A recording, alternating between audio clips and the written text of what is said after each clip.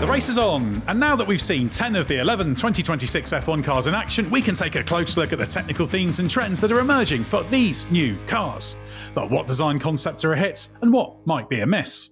I'm Edd Straw, and joining me to talk all things tech are Gary Anderson and Mark Hughes. Well, Mark, 2026 F1 cars, they're lighter, 20 centimetres shorter, 10 centimetres narrower, all new power units. You haven't seen the cars in person, and none of us have really up close, but what do you make of them aesthetically? I like them. I think you can see that they're smaller and, more traditional. It's F1 size, still a lot bigger than we used to have, but significantly smaller than what we've recently had, and I do think that's for the good, not just aesthetically, but also in terms of like car behavior in slow corners. Hopefully, we're going to see some more of that old agility come back into the slow corners, which always used to be a very impressive thing to see. I also like just these regulations seem to have introduced a bit more of an aggressive look in terms of the cars, in terms of those, really aggressive downwash side pods with a lot of open floor opening and around the sides. I think it's really aesthetically more satisfying than what we had. And also, with it being a new reg set, there are many different solutions, as we saw at the beginning of the previous reg set, but they all converged after 2 or 3 seasons and they all look pretty much alike. So we're seeing that variation again. So for all those reasons, I think aesthetically it's a positive.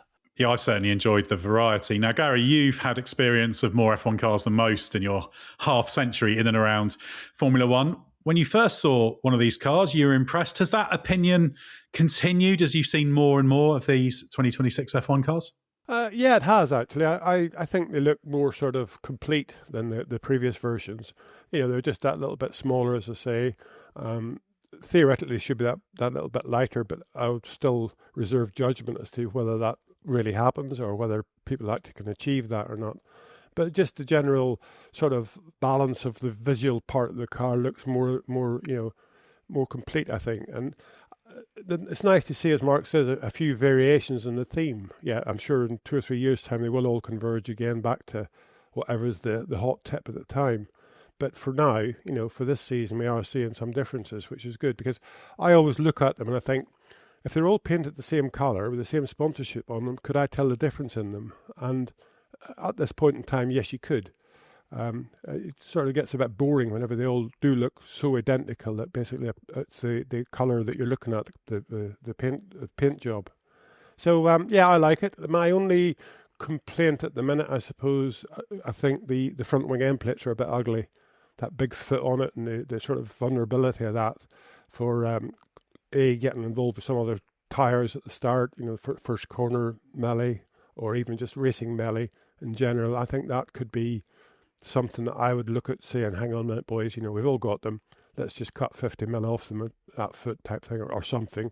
And, for the first European race or something, just to sort of tidy that area up a little bit, because it does look a bit out of scale to the rest of the car. But in general, I think the cars look better than before. Yeah, give it a few years. I'm sure they'll all start to look very, very similar as they converge. But yeah, it's been great. And that's why we're doing this episode looking at the technical stories, because although we've touched on some of those over the past few weeks, the way the cars have been launched and testing being private and everything has meant it's taken a little bit longer than usual to get clear looks at most of the cars, and some we still haven't seen super well. But Gary, let's start off with the active aero.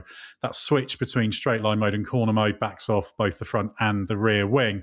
Looking at the big picture, what have you made from the various teams' approaches to this? Well, it's one of these things. The objective now, because you have that variable aerodynamics from, as you say, straight line mode to cornering mode, what you want for cornering mode is a wing assembly, front and rear, that will maximise the downforce, and you sort of don't need to worry too much about the drag, because obviously in the corners you run with that.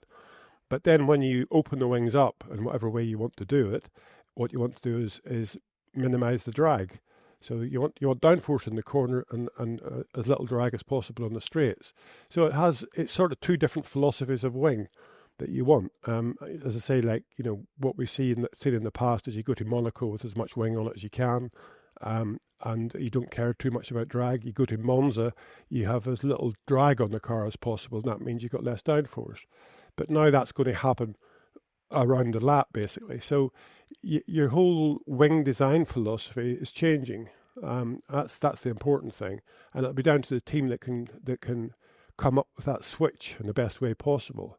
Now, from what I see, we haven't seen them all yet, but from what I see, most teams are going to open the rear wing up a bit like DRS, I suppose you might call it, whereas the Alpine team have gone for dropping the rear wing flap as opposed to making the gap bigger. Which of those two is the best? If it was me, I'd be pushing for the opening the slot gap up a bit more, because you separate the two parts of wing that you've got there.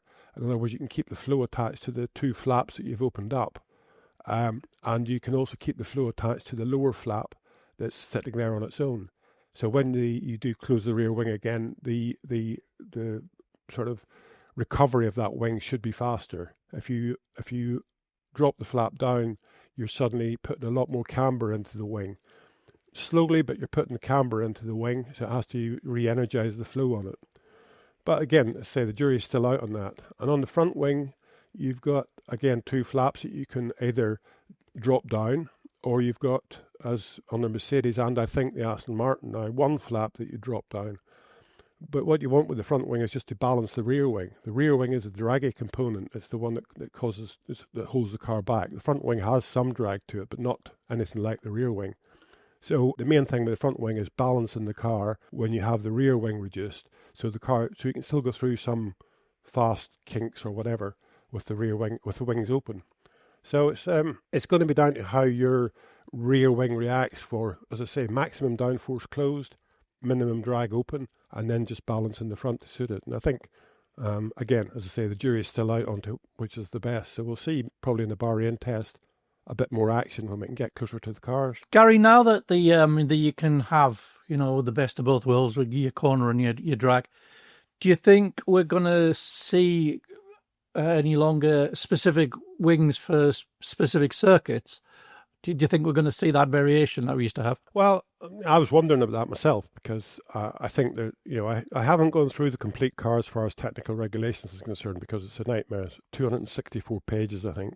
I started to go through it the other day and I thought, no, there's more to life than this. But it's one of those sort of situations where, as I say, you're not so worried about drag now because you're only going to use that through the corners. I don't think anybody's really defined in black and white the areas where you'll be allowed to open the wings yet. I'm not sure when that will come. I think each circuit will be a bit different. But based on the theory that you go around corners with the wings shut and you go down straights with the wings open, as I say, it means that you don't really need to worry too much about having that difference in wing package for each circuit as such. I mean, if you look at a Formula 1 team, it probably had 10 different wing arrangements for last year's regulations, 10 different levels of wing from Monza to Monaco.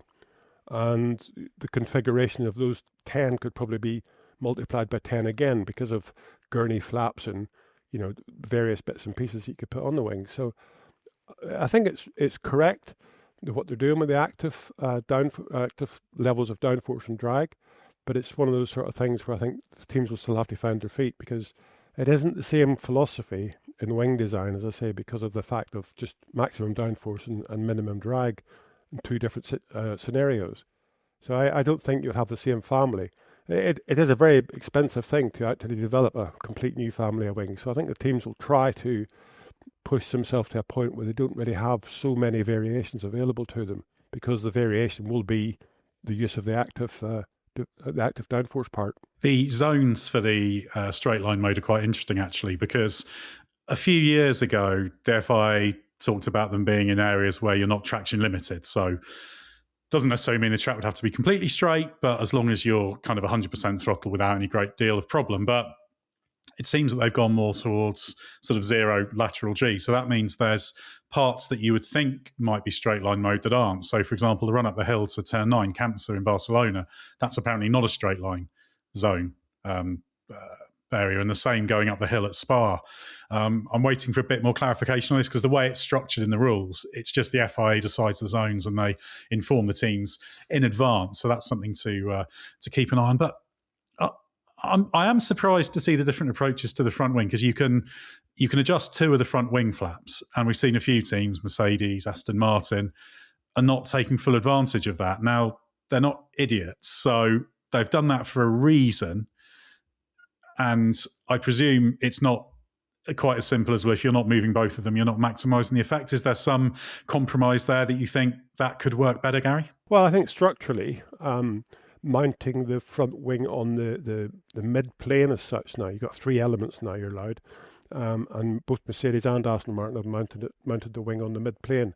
If you take that as an example and you do the sort of downforce graph of the surface of the wing, that's where the maximum load is about in that middle plane. So the structure supporting the wing is easier to achieve. It also means that there's less torque in the mounting. So when the FIA do their wing deflection test, it'll be easier to pass that, because when they push down in the rear of the wing, it won't actually go as far down for the same given stiffness of assembly. So I think structurally it's a better solution. It's aerodynamically, they've got to sort of think about whether they can achieve the balance they require to match the rear loss. And that's all it's about. You say you drop the front wing down to suit the rear, as opposed to the front wing isn't the driving factor. It's the rear wing that's the driving factor. So I think either's good. I personally would have gone for the 2 elements dropping away, because I think it keeps you drop at less angle, and it means you keep the flow structure around the car more consistent, because that's what happens to the rest of the car. If you change the flow structure to these cars, their operation or their downforce production ability changes dramatically. So you want to change the flow structure as little as possible, and 2 elements dropping back would be less than 1 element dropping back, because you wouldn't have to drop it so far. Yeah, I think also when you look at them head on, the 2 different approaches, the ones that have just mounted to the middle element have been able to keep that tip of the nose a bit higher, so you've got a bit more airflow going through the floor, whereas the ones that have chosen to mount it on the bottom, you've got to bring the nose forward to meet that as it's going down, so it closes that hole up a bit. So it's possibly that as well. Yeah, there's lots of things I think you have to look at it. That's why you got CFD and wind tunnel. You don't make these stabs in the dark by on a beer mat. You actually sort of go and research it all and see, and you'll try various options. And what the team decides then is to go that route is what they'll optimise. But it doesn't happen overnight. So, we may see changes in that area as the season goes past. That's what development's all about. Whoever's got it right will definitely get copied pretty quickly. Yeah, I think that's what we're going to expect to see in that area. We may see people change. I mean, front wings are not the work of a moment. They're not cheap, but that's a fairly obvious bolt-on area where things may evolve. Now, before we move on to more tech topics, I just wanted to remind everyone we have got a 7-day free trial on the Race Members Club. Loads of bonus content there. We're calling it your F1 2026 Paddock Pass, bonus podcasts, videos, ad-free environment, thriving community. Mark, you recently did a podcast about your career. Now you're going into, I don't want to use the word semi-retirement for Formula One, but you're not going to races in the same way. You're still doing stuff with the race, but things like that obviously are a little bit different when you get to chat through your career effectively. Yeah, it was it was unexpected that so many people seem to be interested in me talking about that, but it's I always think, I'm just here to sort of explain and interpret what the participants are doing. But it was it's extra content for those who are interested, and we got a lot of good questions and quite thought-provoking questions, and it was a pleasure to answer them. So as well as it starting your ego running out of control, that's a good example of the kind of behind-the-scenes content you get, and getting to know a little bit more about how we do things, but it's also just extra content about what's going on track. As I say, a 7-day free trial if you'd like to find out what it's all about. So hit the link in the episode description or head to Patreon and search for the Race or the Race Members Club to find out more. Let's move on to the nose height situation, Mark. You did touch on it slightly in the first part, but we're back to higher noses.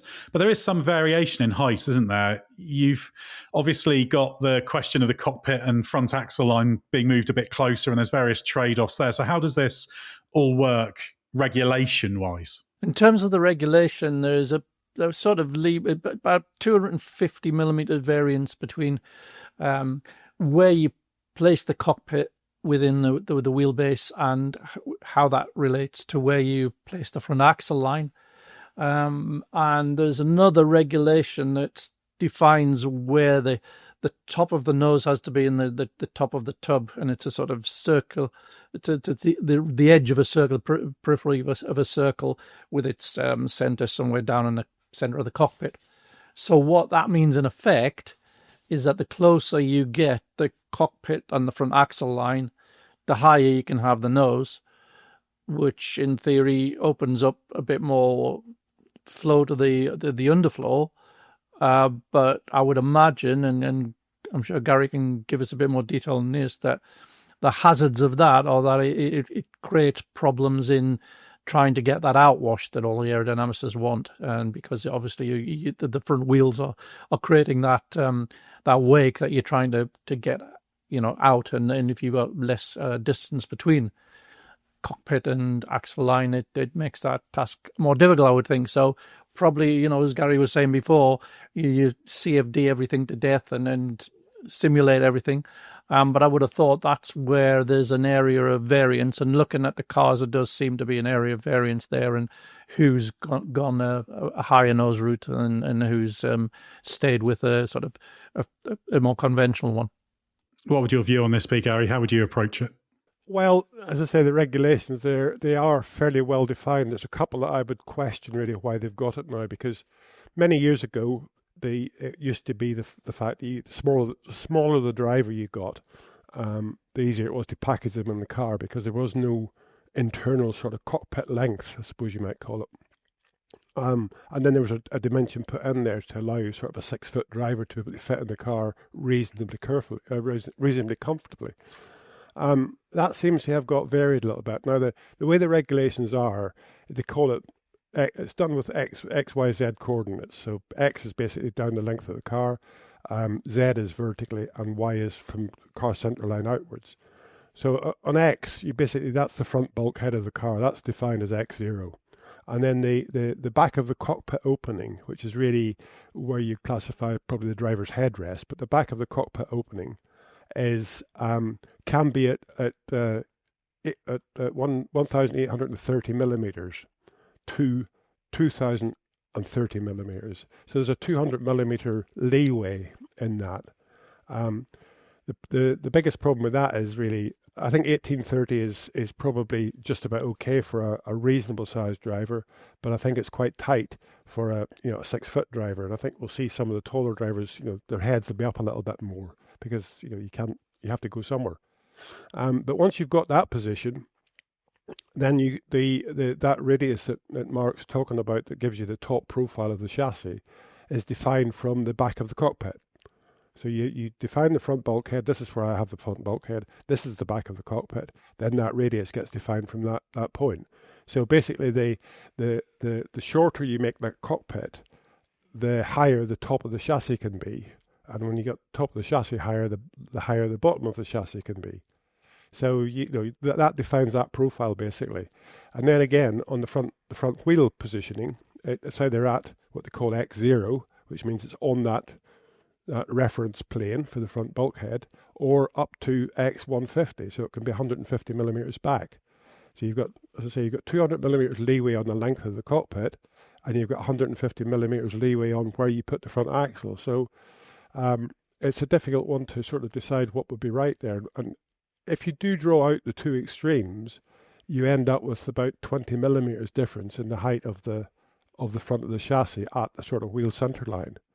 So 20 millimeters is a lifetime in Formula One, but it's not the end of the world as far as that's concerned. There's a lot more detail you could probably add to it that would aerodynamically sort of overcome that 20 millimeters difference in height. So I think it's one of those sort of things where really, again, it's like a lot of other stuff, the jury's still out on it.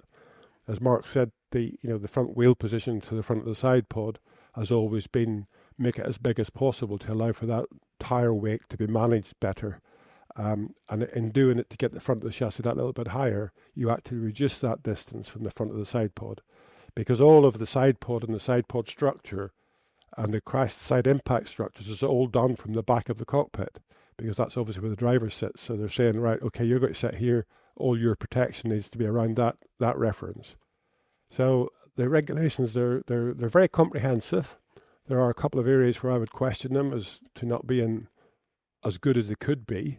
But as far as the layout of the car is concerned, it is fairly black and white. I'm sure we will see some variation in it, but I don't think you'll see that much, to be honest. I think it'll be minimal because, as I say, the return is 20 millimeters of chassis height, which is really, important, but a small amount.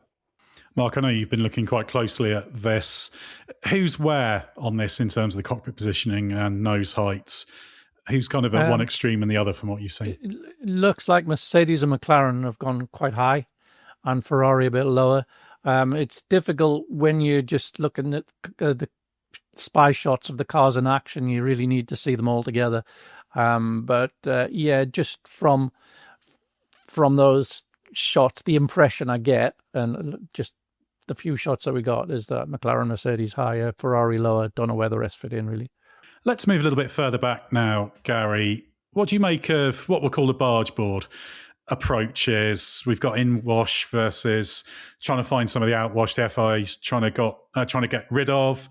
We've got, obviously, that, I think it's called the sort of floorboard area. That's the bit that's sticking out, which is another bit that's a prime candidate for being scattered all over the track on the first lap of races, you'll have to say. But we've seen quite a bit of variety there in the geometries in that area. So that seems a fairly powerful and influential area.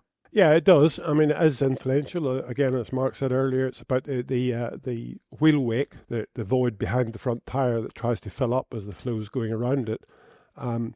What goes around the outside, what goes around the inside, and what goes over the top is always, that's always the compromise. You want to manage it as best possible because you want the flow on the inboard side between the wheel and the chassis to be as neat and tidy as possible, because that's what the car's seeing, basically.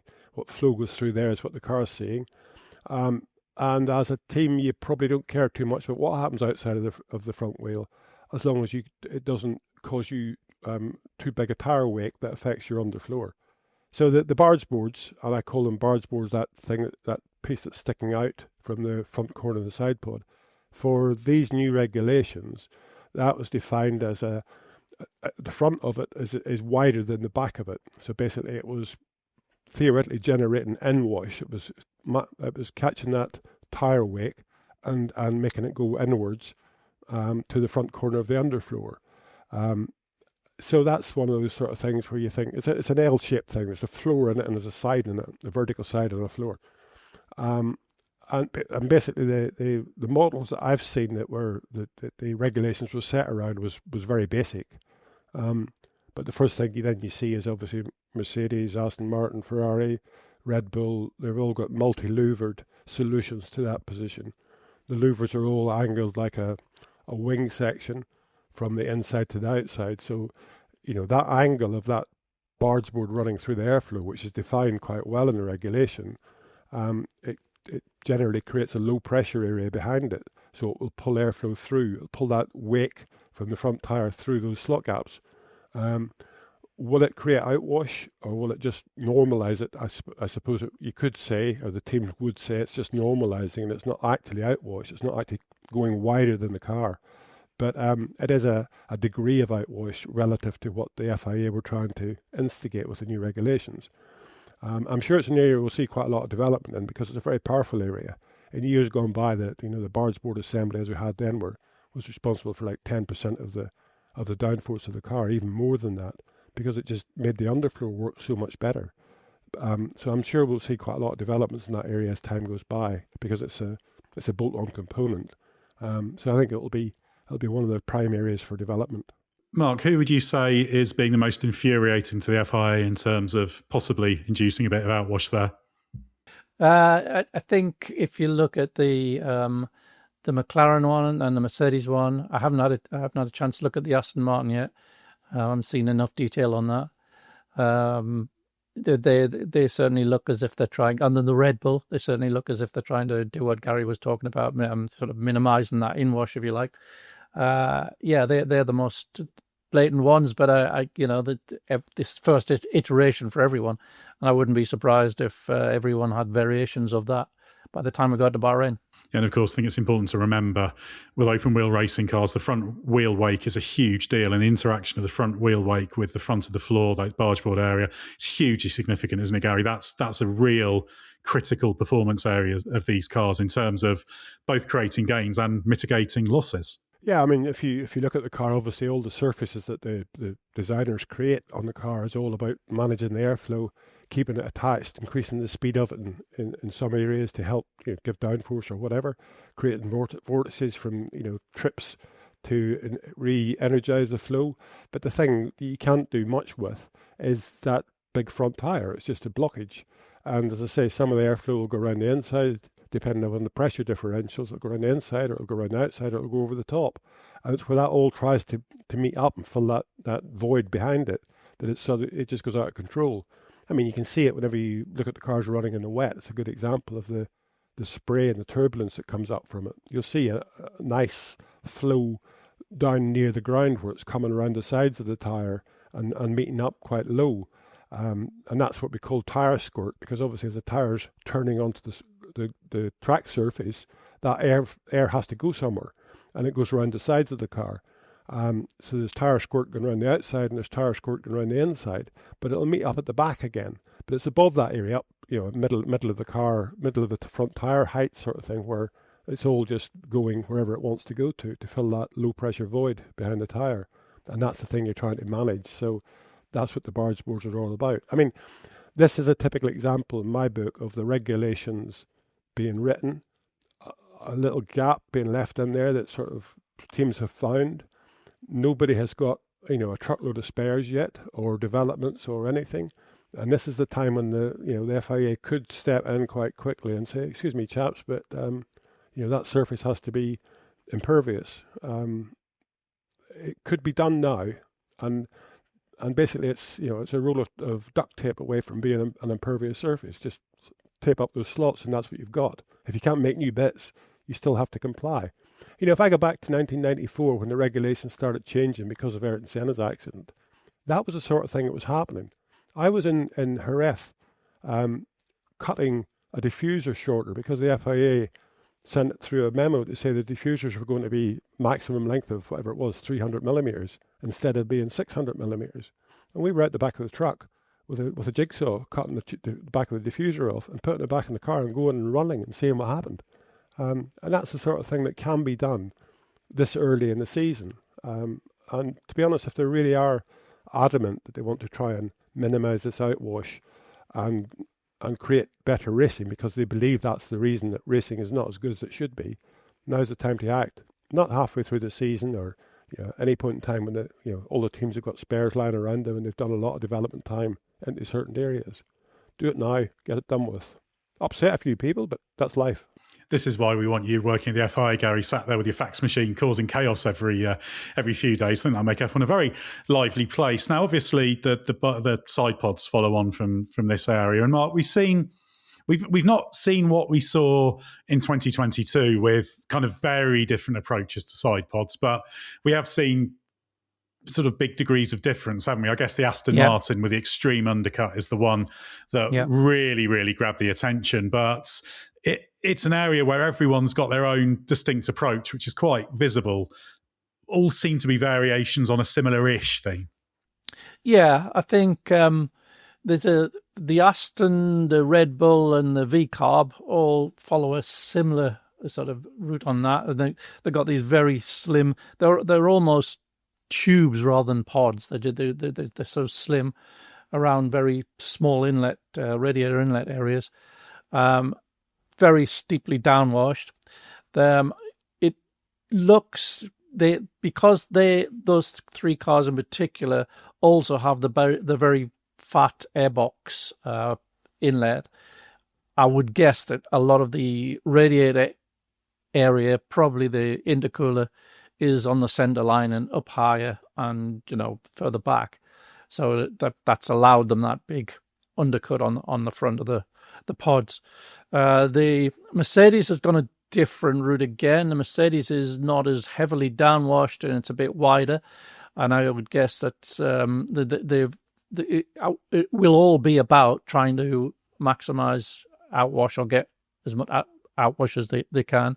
They've got different routes to doing it, and the Ferrari looks somewhere in between. So I don't know if Gary's got any more sophisticated first takes than that, but that to me looks the rough order of it.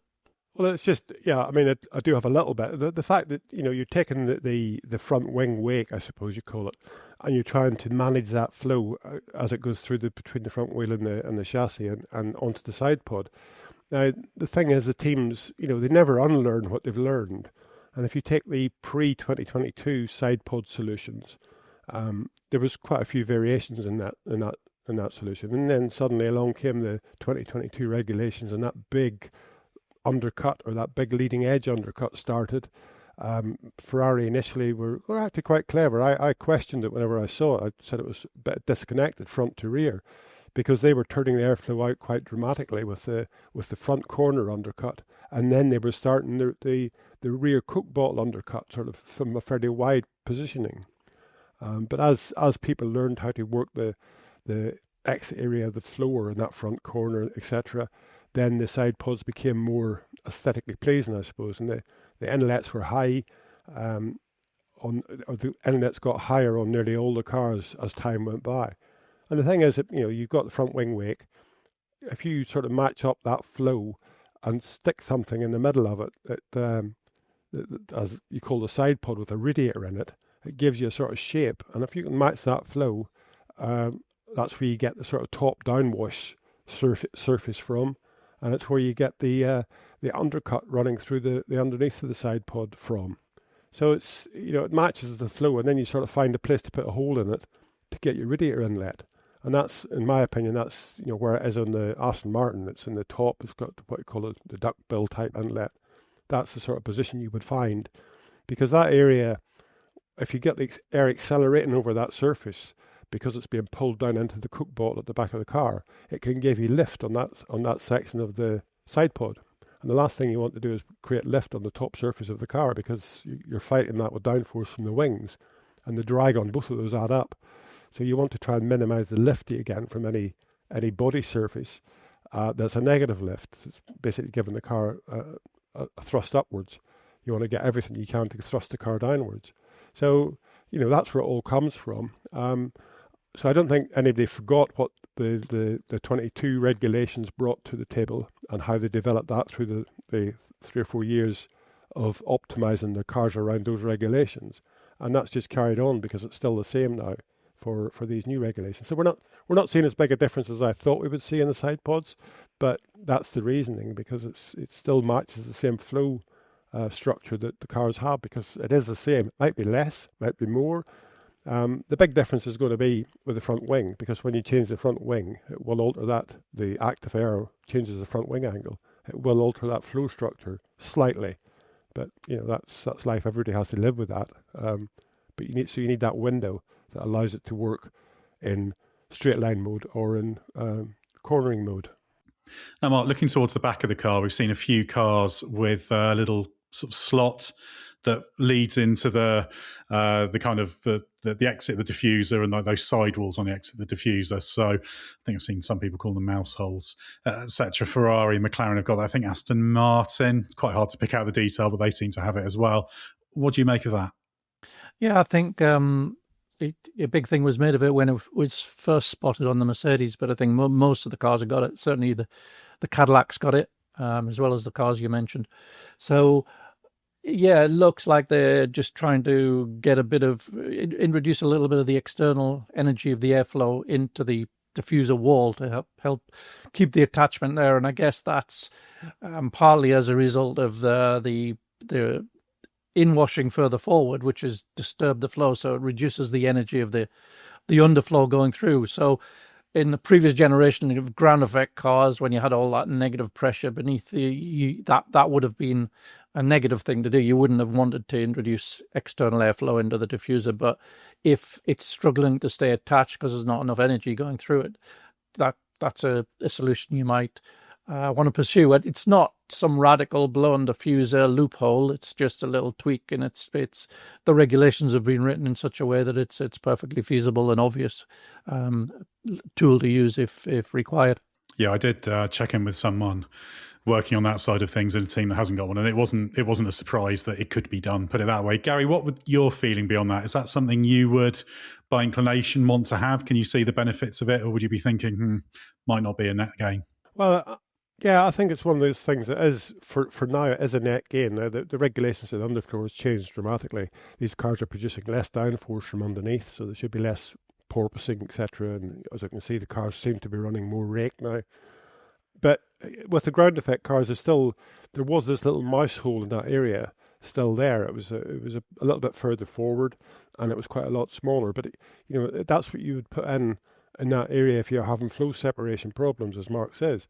So it gets involved with that tire squirt that I'm talking about, because it's close enough to that for the tire squirt to re-energize the flow and keep it attached. The areas of the underfloor that are quite susceptible is where the floor comes around the back of the engine, the front of the gearbox, that inner corner where it goes from being a flattish floor, even in the ground effect days, where it rises up and gets narrower at the same time. And that's all happening just about the front of the tyre. So, you can use that tyre, the rear tyre blockage, because again, it's the same as the front tyre blockage. The tyre going through the airflow, that volume of flow has to go somewhere. It's either going around the inside, the outside, or over the top, because the tyre turning onto the track surface means it's not going underneath. So you get what, as I say, it's called tyre squirt, and you can use that tyre squirt to re-energize stuff. So again, in that diffuser area, as we call it now, to help the floor, it's probably more critical there than it was with the ground effect cars, because you don't have so much flow there with the lower floor now than you had with the ground effect cars. So yes, it's just a matter of placing something in that area. I don't understand the complete regulations in that area, what you can get away with, how much you can get away with, whether it can be ducted or whether it's just got to be a cutout out of a side panel. Whenever I first saw it on the Mercedes, I thought it was actually a piece of tape, because it just looked like it was in the wrong position. But it does look like in these cars it's further rearward than the mouse hole was in the ground effect cars, and it's bigger on some of the cars. So an area of development for the future. Again, it's the same thing as I say with the FIA. Perhaps if it's a mistake, if they've let something get through there that they didn't want, it could easily be rectified right now. If it's not a mistake and it's an option for everybody, then again, everybody will have it before very long. Yeah, and it certainly seems to be the case that in terms of closing up any of that stuff, the FIA is pretty resolved to largely do that on a longer term basis. So I think we will see already, from what has been learned from the cars and what we've seen from the effects of it, the FIA may have a few tweaks already being lined up for 27. Right, Gary, we're going to come to you for this question, because I associate you with interesting airbox shapes because of the 97 Jordan with the oval shaped inlet. So I think the question that most people said when they first saw the spy shots of the car running at Imola before the Barcelona test is, why is the Racing Bulls airbox intake so big? Well, yes, it is big, let's say. Going back to 97 Jordan, yes. I mean, I always had a great fad for trying to make sure that the flow around that area was able to reattach to the engine cover.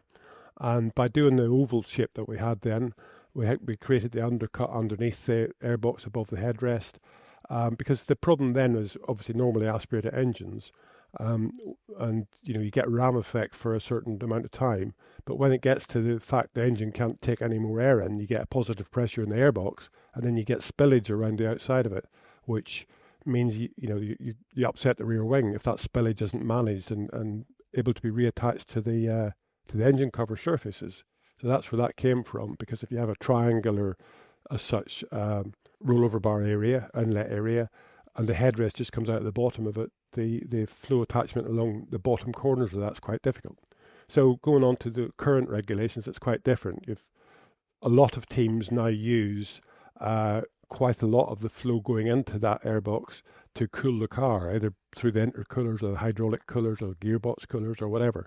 They don't want them all in the side pod because the side pods have got squeezed and squeezed dramatically in size because of aerodynamic reasons. So up that height, behind the driver, you've got the turbo intake as such, and then you've got other ducts that flow through the radiators. Now, the compromise there is, the turbo's using X amount of flow that goes in there, and when it doesn't, or when it doesn't need it, that'll flow through the radiators then, so you get cooling with it as well at the same time. And up high, it's not so critical. Down lower at the front of the radiator intakes and the side pods, it is quite critical. So basically, it's a compromise. Do you accept the fact that putting the centre of gravity of the car higher by putting radiator cores above the engine? The engines these days are quite small. So yes, you can do that, but you compromise the centre of gravity height. But then you open up the aerodynamic flow because the side pods can have a smaller inlet and a bigger inlet in the roll bar. So you add those two together, and that's what you've got as an inlet. And it's up to the teams which way they decide to go. I'm surprised that, as I say, the Racing Bulls is as big as it is. I, again, quite like the way that I think the McLaren's got a more oval-shaped airbox intake from memory, from looking at the pictures. A bit like the 97 Jordan, but a little bit bigger. So they have got the roll bar structure inside it. And then the two sides would probably go to cool something, and the inside would probably go, the middle part between the roll bar structure would go to the turbo. But on the Aston Martin, they've got a much wider triangular shape, and their roll bar structure seems to be the external. It seems to have one big inlet hole. Where that goes to, whatever, I don't know. All I would say about the Aston Martin is that the engine cover area around the top of the plenum above the engine is quite compact. So there isn't a lot of room in there for any major cooling cores for anything. Definitely would be fairly refined whether they've got up in that area to cool. So I wouldn't expect there to be as much above the engine on heavy parts as there are as maybe in the Racing Bulls. But again, it's the compromise of where you can find that inlet position to do the least negative, to have the least negative effect on the downforce produced by the car. And if that's up at the rollover bar, then you go for it. And that's what Racing Bulls have done. And Mark, how big a storyline do you think cooling's going to be this year? I'm thinking in terms of, obviously we're focusing on the cars themselves, not so much the power unit on this one, but we've got these larger batteries. I'm sure people saw from the Honda how much space they're taking up now, but just the sheer duty on the battery pack, the constant charging and discharge and the temperature control required for that seems to be a huge challenge, and that can have genuine performance impact. So do you think this could be, as we understand more about these cars and the performance strengths and limitations, do you think that's going to become a major talking point in trying to understand what variation we're seeing? Yeah, I'm sure there's going to be a trade-off between the cooling capacity of the design, if you like, and the usage. So it's sometimes faster to design something that's a little bit marginal on cooling and just have the driver manage it. You see that with the brake ducts and things like that. So I think it'll be a similar story here. There's going to be a performance trade-off between having something that's comfortably able to be adequately cooled, and the driver can just race it as hard as he wants, but it's not the ultimate in performance, or the inverse, and probably somewhere in between is the happy medium, I would guess. Yeah, and of course we don't know yet how much people are pushing what they're doing. Obviously cold temperatures help a little bit, but we'll learn more and more about that, particularly in Bahrain, the test. Let's talk about suspension configurations now, Mark. I mean, the big picture is push rod configuration seems to be the most popular. There's a couple of outliers when it comes to the front suspension, but does that decision really matter in itself? The actual, whether you go push or pull rod, that's a relatively trivial thing and part of a bigger picture, isn't it? Yeah, in terms of the kinematics, not particularly, although it was said that the front pull rod did allow you greater stiffness control, which was deemed desirable with the ground effect cars, with the aero platform that you need for those. But I don't think was night and day. So in terms of kinematics, no. But I think in terms of aero, we've seen the reintroduction of the undernose vanes. They're allowed back for the first time since 2018, when we're banned. So I think there's now a more of an impetus to use those to generate that outwash we keep talking about, because the big limitation of these regulations on performance is the FIA stipulating, trying to regulate inwash. So obviously there's a big performance gain to be had if you can overcome that. And I think one of the areas that they will be doing that is using these guide vanes under the nose. So in which case you'd want the rockers out of the way and up higher, which it automatically puts you in push rod territory. Whereas at the rear, push rods was pretty much the fashion already, wasn't it?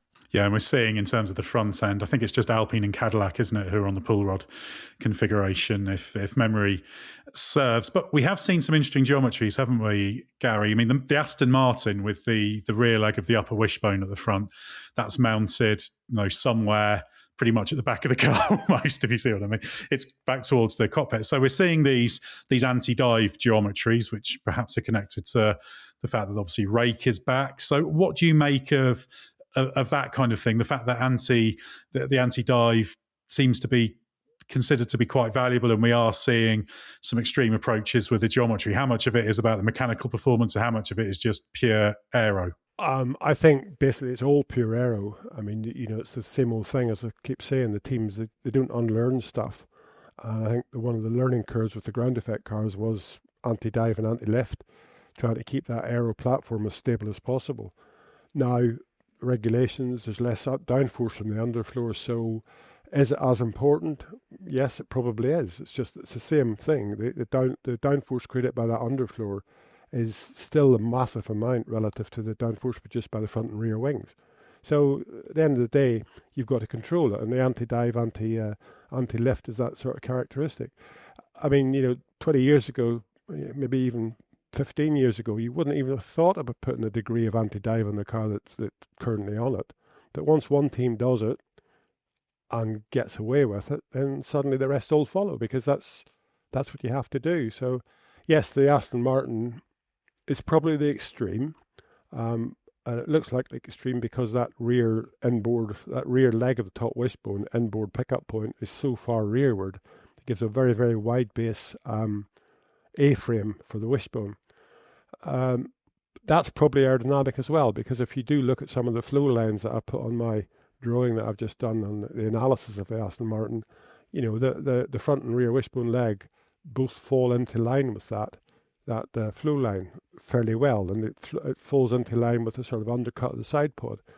And the thing about the suspension members is an aspect ratio to them. I think it's 3.5 to 1. So in other words, if it's 3.5 centimeters long, it can be 1 centimeter high. And by putting it at a big angle, you actually, the way the flow goes across that, you actually increase that aspect ratio because you're going across it at a big angle. If it was 90 degrees to the car center line, it would be just 3.5 to 1. And it's a minimum maximum of plus or minus 5 degrees. I think it's 5 degrees. It might have gone down a little bit now. So it's about using those members to help the flow go where you want it to go by a little bit, as well as everything else. But the main thing is the mechanical geometry. While you've got torque in the front suspension system, you're putting the loads through those inboard pickup points, through the wishbones, and that stops the car from diving into the ground, basically. Again, as I say, the same thing on the rear. While you've got torque in the system, braking torque in the system, you're stopping the rear of the car rising up. More difficult in the rear because of the electrical braking to recharge the battery pack, plus the hydraulic braking that puts the torque on the system. So it's not just as black and white on the rear of the car as it is on the front of the car. Well, that's given us a good whistle-stop tour of some of the key development areas of the car. Gary, the first test is now over. We've had 5 days in Barcelona, of which everybody could run across 3, or at least those who were ready. And you've, of course, lived and breathed F1 pre-season testing a great many times. Which team would you be most satisfied with if you were the technical director right now? And whose shoes would you not want to be in? Well, just looking at it from sort of lunchtime today, it probably won't change much this afternoon, I don't think. I think Mercedes should be pretty happy with where they are. The Mercedes power unit has got lots of miles on it from lots of different cars. The two works drivers, George Russell and Kimi Antonelli, have done a very competent job in their lap times. Now again, the lap times are still 6 seconds slower than pole position was last year. But the reality of that is they're probably going to be 4 seconds slower than pole position was last year anyway, because of the regulation change or something in that region. But the fact they were able to run, keep running and do the job they wanted to do, I think they would be pretty content with life. The one that you've got to take with a question mark, I think, and say, it is their first efforts, is Cadillac.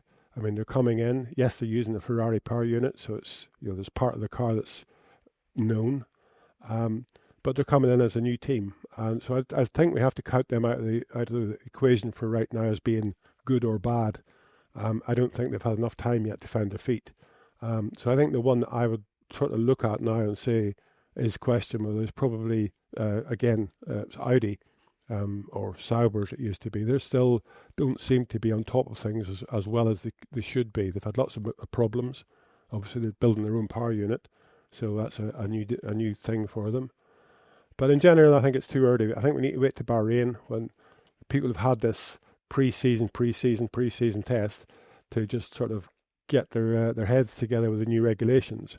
I think we shouldn't really answer that question until we've seen a bit of running in Bahrain when it's a bit more earnest.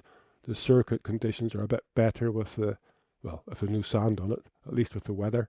And teams will have had a little bit of time to digest the data that they've got and try to come up with the best solutions for the cars. Yeah, we're certainly going to learn a lot more from Bahrain. Very much looking forward to that one. Mark, I guess the simple summary is it's looking quite nice for Merck. Not even necessarily so much in terms of pace, but just the fact that things ran so well. Andrew Shovlin even said, the main thing that stopped us running has been other people causing red flags, which was quite an amusing little accidental humble brag, I think, there by Shov. And I guess the team that you'd be a bit worried about was the one that didn't run, which was Williams. So those seem to be the two ends of the spectrum, but we don't really know where everyone is at the moment. No, like Gary said, it's early days, and yes, Mercedes looks good so far, but McLaren started a day later, so where are they really? And what are their programs like? How do they compare? What's Ferrari like? When the Aston Martin gets a few miles on it, what's that going to look like?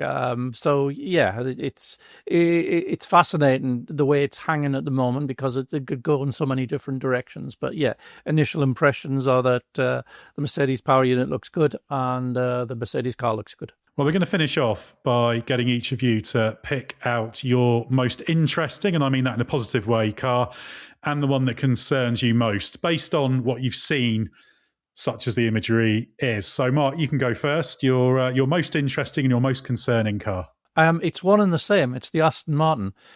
So it's so radically different in many areas that it's exciting and it's interesting. But you would also there would be areas of concern. Can it work? Can it do what Adrian was hoping? And where is Honda in all this? And where is Honda in terms of its power and its cooling requirements and all those things? So yeah, given that it's had very limited running and there's only one team running that engine, there's going to be a concern there. How about you, Gary? Mark might have taken the most interesting, obvious choice off the table there.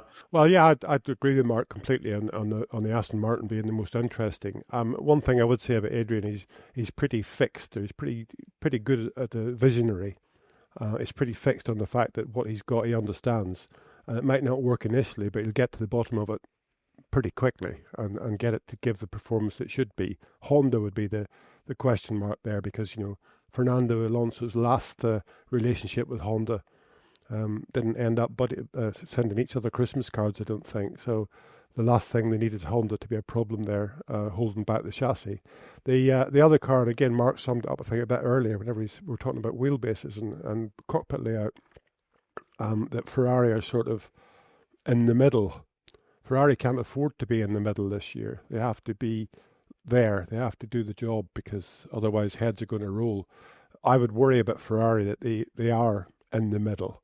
But only time will tell. And as I say, I'd rather give it to Bahrain before we make any of those rash decisions as to who's right and who's wrong. It's all right, Gary. You've already panicked all of Italy. So that's happened now. I'm sure we'll hear from some of the more enthusiastic Tifosi about your impudence. But I think a legitimate choice there. And a reminder to everyone listening, obviously Gary's done his in-depth technical analysis of what he can see of the cars that runs on the race website. And there'll be more of that as testing advances and we see more and more details. It's been a fascinating process. And of course, you can hear Gary regularly on the Race F1 Tech Show, which will be restarting very, very soon. So thank you very much, Mark and Gary, for your insight. Remember the 7-day free trial offer for the Race Members Club on Patreon. Hit the link in the episode description for more on that.